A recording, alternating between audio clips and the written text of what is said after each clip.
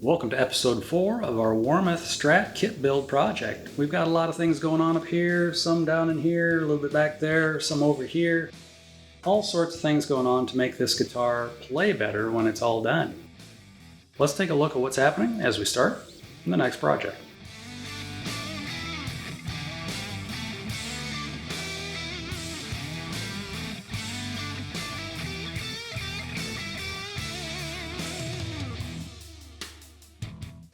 It is time to start introducing or reintroducing the crown to these frets. We have strung it up on our surrogate blank neck body thing, whatever it is, with a Stratocaster bridge, old strings on it. Got it up to tune, under tension, used our homemade understring under tension leveling beam kind of thing. Also used the Music Nomad U files, which I found really weren't touching the frets on this neck.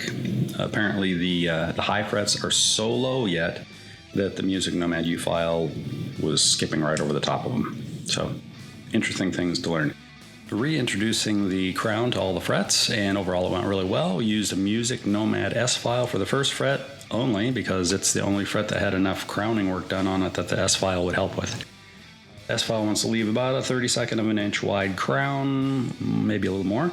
The first fret was the only one that had about a 40 thousandths wide flattened crown to start with. The rest of them didn't need much at all. So I did jump ahead and use the Fret Guru Diamond Dagger 2 diamond file. Planned to use my StuMax Z file, never did get around to it. Used a little bit of oil on the cutting surface of the file on all the frets.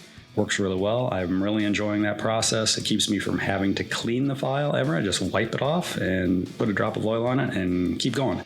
Works great. Also reintroduced a nice end to all the fret ends. Did some work on the fret ends. There we go. And hit everything with some little micro mesh pads from 3200 up to 8000 quickly. The frets are ready for final polishing now, but I'm not going to do that at the moment as I need to bounce around and work on some other things. So when we get back to it, we'll polish it. Yes, I work out a sequence on just about everything. As we continue the next project. Jabba, jabba, jabba.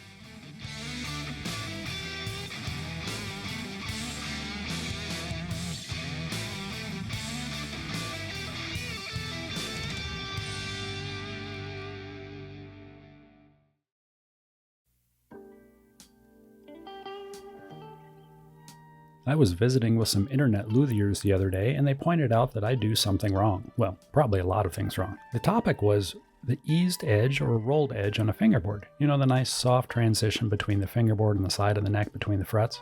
Well, they suggested the best way to do it and get a good result is to pull the frets, ease the fingerboard edge, then install new frets. I said, what? That seems a bit excessive. Well, they assured me that it's the only way to get a good job. So apparently, I've been doing a good job the wrong way for a long time. Interesting. Do what works for you. Make it your own. Oh boy, so I'm bouncing all over working on 100 different little things, which all add up to be a guitar in the end, right? Right, okay. We've got the neck, frets in, all that done, ready to polish, not polished yet. Pulled the tape off because you don't want to leave tape stuck to anything for more than like a day because a lot of tapes will start bonding to whatever. Anyway, revisiting the body, we've got our plate, which works. It comes on and off, that's good. I put in the claw on the back, pre-threaded it and then put the claw on. Drop the trem in, which I fumbled with a little bit. I put one spring in with the anchor screw, checking everything out, figuring out how high or low the bridge is going to need to sit. We'll probably have to adjust the depth of the neck pocket, but that's a step or two down the road. This bridge comes with a 40 millimeter tall block, which is fine. If you need a shorter one, make sure you buy a block that is for that bridge, not for a Floyd Rose. There's different hole spacing. So anyway, I'm taking the 40 millimeter. I thought about buying one and it's anywhere from $10 to $15, but I decided I've got this one. If I'm not gonna use it, I might as well try and modify it. So I'm gonna cut about 5 millimeters off one end, the end that bolts to the bottom of the bridge plate. I'm hoping that the pre-drilled and tapped holes that are in here are going to be deep enough so once I do cut this off and square it up, file it out square, and put it back on the bottom of the trim plate itself, I won't have to do any additional drilling and retapping of this. Hopefully it'll just go right in and it'll be just deep enough.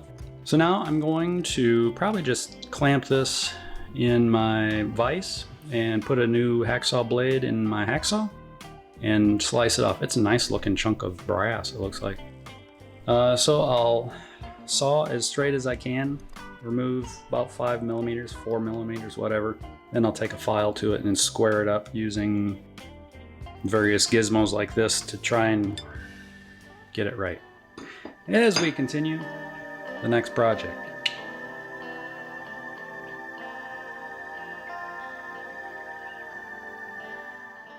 If you happen to replace your trem block or take your tremolo apart for any other reason, pay close attention to the orientation of all the parts, the saddles and the trem block, for example.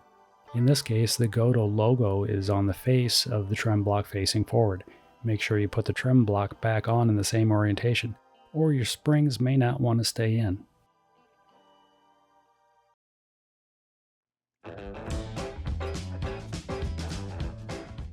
We're kind of jumping all over doing a lot of different little things, and now we're going to color or condition or coat the spoke wheel truss rod nut that we modified and made, and also that little plate that goes underneath the bridge between the pivot posts. And now they go into a 4-step process. The first part is a cleaner. It's called E-Clean, and you put your parts in there. You let them roll around in there for about 5 minutes. You pull them out of that. You give them a cold water rinse for about a minute.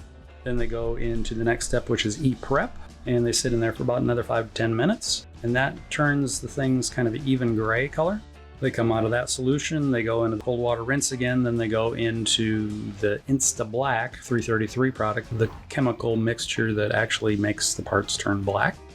So they sit in there for 5 to 10 minutes or until you reach as black as you want them to be.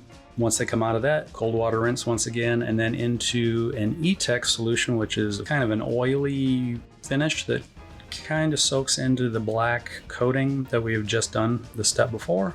Let it sit in there for about a minute, pull them out, let them drip dry for a couple of hours, and you're done. So as those are dripping and drying, we're going to move on and do something else as we continue the next project.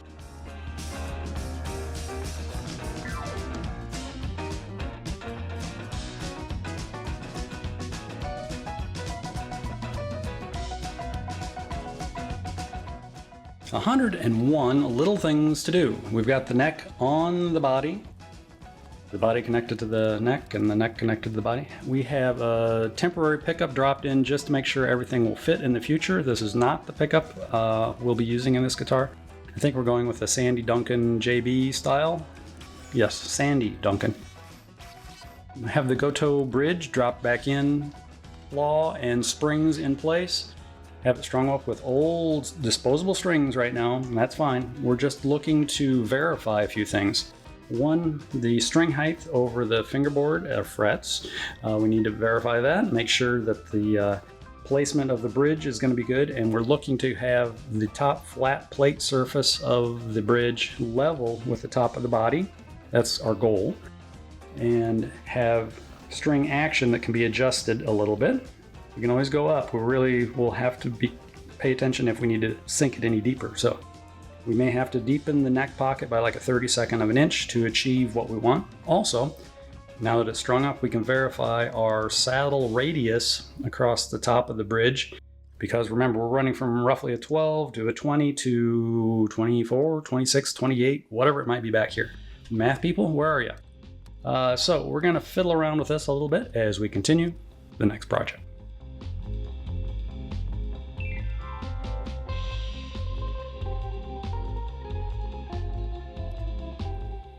Without sitting down and taking the time to do the math to figure out how much I needed to adjust the saddles to change the radius to like the mid 20-inch area, I decided to throw caution to the wind and ordered some all parts Floyd Rose saddle shims.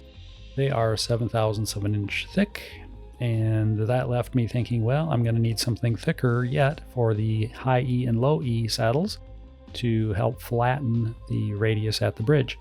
So I pulled out a feeler gauge set and just took a wild guess and grabbed the 12 thousandths inch thick feeler gauge and cut out a couple more shims. I'm gonna sit down on my computer and figure out what thickness shims I need to get a better, more uniform radius, but for now, this experiment is going pretty well. It was actually pretty easy to make shims out of feeler gauges. Just needed a drill bit and a pair of metal snips and a file or sandpaper, and boom, pretty much done. It's looking all right. Time to test fit it yet once again.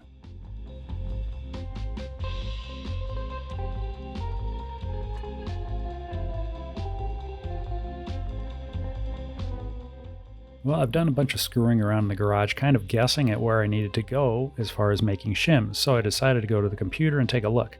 We have our Godot bridge that has a 350 millimeter radius, and I'm guessing our target needs to be around the mid-20s, so we're going to say 24-inch radius or 610 millimeters. On the computer, I was able to dimension everything. I've taken measurements off the saddles. I know the widths and the heights of everything I need. Now I can really determine what size shims I should be putting in it to reach my target radius. The factory saddles are paired up. The outside E saddles are the same height, the A and the B saddles are the same height, and the D and the G saddles are the same height. So I can plot an arc across those because I know all the dimensions. And then I can change the arc or the radius that I want and adjust the height of my known saddle dimension to figure out what I need for a shim. That kind of seems simple.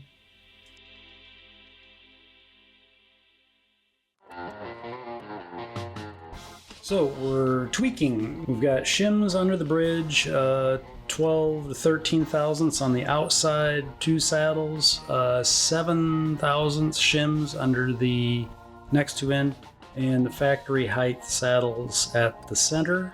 It looks good across the 22nd fret, looks pretty uniform. I decided I needed to lower the neck pocket ever so slightly, so I did a first routing, took out 20 thousandths of an inch. It's a lot of tune, but it is tuned up, and I have uniform spacing across all the frets and strings. I also have my bridge plate pretty much level with the surface of the guitar, which is good. That's my goal. I want to make sure that when everything is down, and if you do a pull-up, it's not going to fret out instantly. So let's go back. I'm going to pull everything off again, take another 10, 15, 20 thousandths out of the neck pocket. I'll figure it out before I get there. But I want to get it all as close to where it needs to be to start with, so we don't have to monkey with it. Once we get the finish on and put it together, final assembly, we should be able to just do fine adjustments. And we're going to keep rolling with the next project.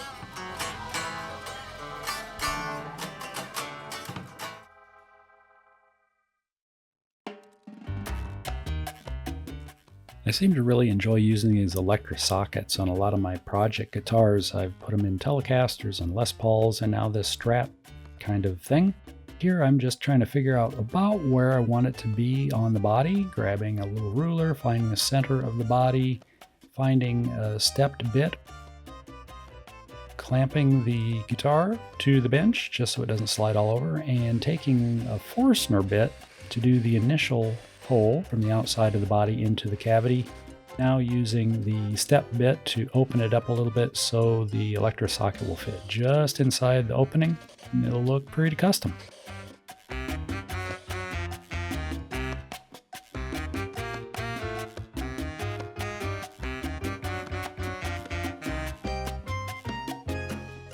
I'm getting kind of excited and looking forward to putting a finish on this guitar body, but then I have to step back and think that, wow, there's a lot of things I need to do yet, like put in the output jack, get that electro-socket hole stuck in there. And then, oh, there's a switch. Well, gotta cut a hole for that. I'd hate to have a finish on it and then try to cut the hole in. Ooh, what about volume and tone control knobs? Well, I might put that off. I might drill those after I have the finish on. In fact, I probably will.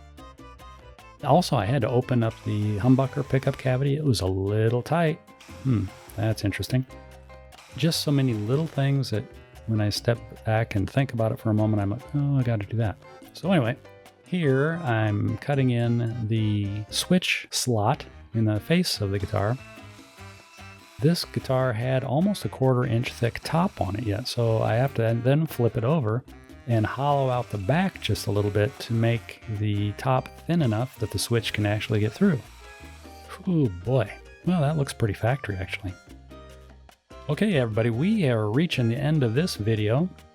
I want to thank you very much for hanging out with me. This project's kind of fun. It's going along pretty well. Please, if you haven't done so already, subscribe to the channel. I'd greatly appreciate it. Like the video because that helps YouTube know that you like the stuff. Share the video if you can. If you're on any forums or whatever, that'd be great. Please leave comments. I love hearing from everybody all around the world. We got a continually growing family of great friends here. And please take care of yourself and those around you. Until next time, bye.